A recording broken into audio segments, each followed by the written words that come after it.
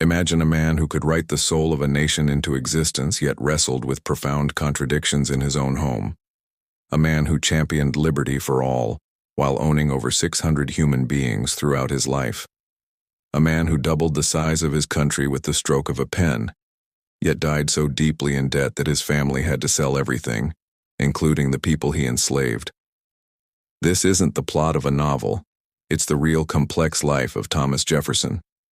We often see him carved in stone on Mount Rushmore, a stoic founding father frozen in time.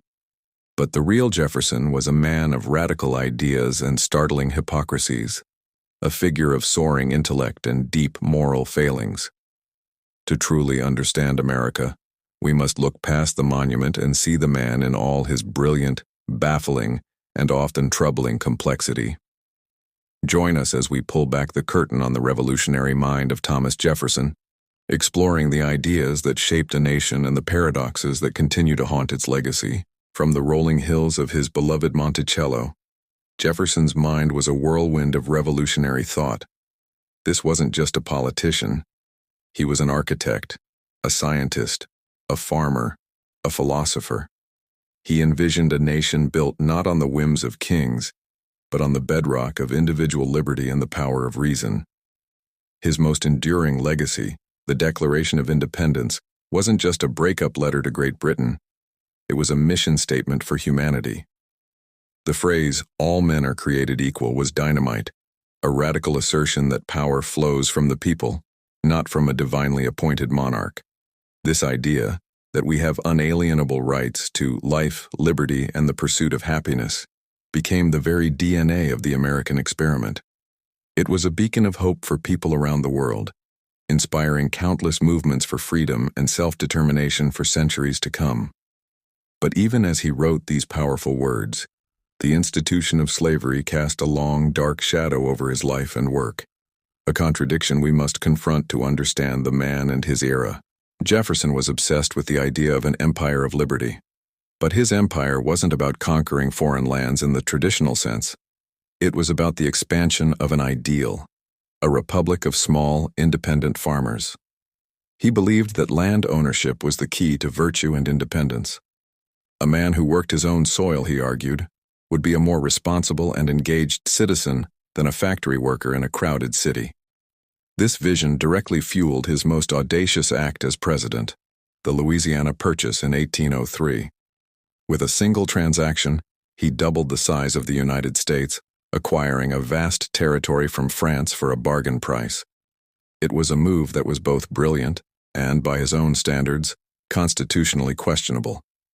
He had always argued for a limited federal government, yet here he was making a massive executive decision without clear constitutional authority.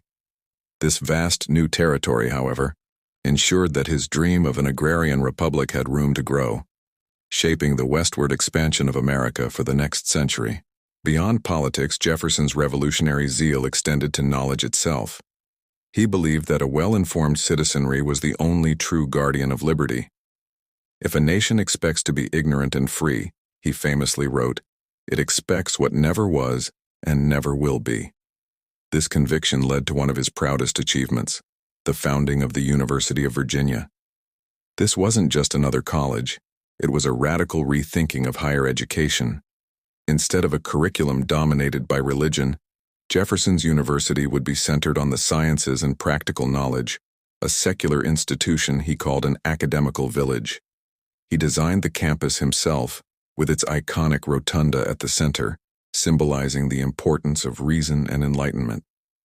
He envisioned a place where students and professors would live and learn together, a community dedicated to the free exchange of ideas. It was the ultimate expression of his faith in the power of education to uplift individuals and safeguard democracy. But how do we reconcile Jefferson the visionary with Jefferson the slave owner? This is the central agonizing paradox of his life. He called slavery a moral depravity and an abominable crime, and he consistently wrote about its corrosive effects on both the enslaved and the enslaver. He even drafted legislation to limit its expansion. Yet he was a lifelong enslaver. He profited from the forced labor of hundreds of men, women, and children at Monticello. He bought and sold human beings and only freed a handful in his will.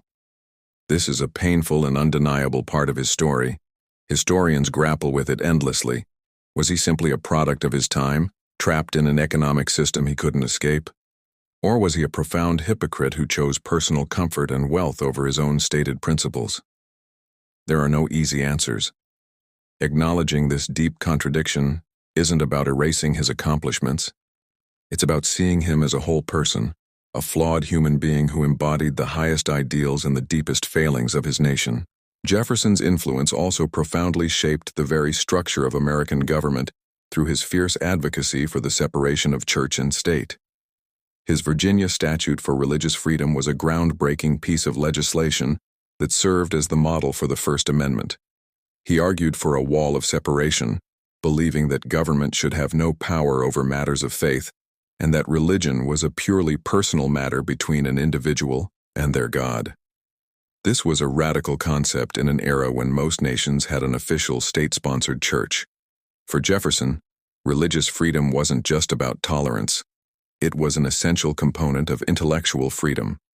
He believed that for the human mind to be truly free, it must be protected from any form of coercion, especially from religious institutions backed by the power of the state. This principle has become a cornerstone of American liberty, protecting the rights of people of all faiths and no faith at all. So when we look back at Thomas Jefferson, we see a figure of immense and enduring complexity. He was a revolutionary who gave voice to the American dream of freedom and self-governance. His ideas about liberty, education, and limited government echo through our society to this day. He was a true Renaissance man, whose intellectual curiosity knew no bounds. Yet, he was also a man deeply entangled in the moral catastrophe of slavery, a contradiction that challenges us to think critically about our heroes and our history. The story of Jefferson is not a simple tale of good versus evil. It's a story of a brilliant, flawed, and visionary man who helped create a nation that is, like him, still striving to live up to its own highest ideals. His legacy is not a monument to be blindly worshipped, but a conversation to be continued. Thank you so much for joining us on this journey into the mind of Thomas Jefferson. If you found this exploration fascinating, please hit that like button and subscribe to our channel for more deep dives into history.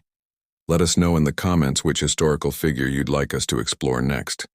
We'll see you in the next video.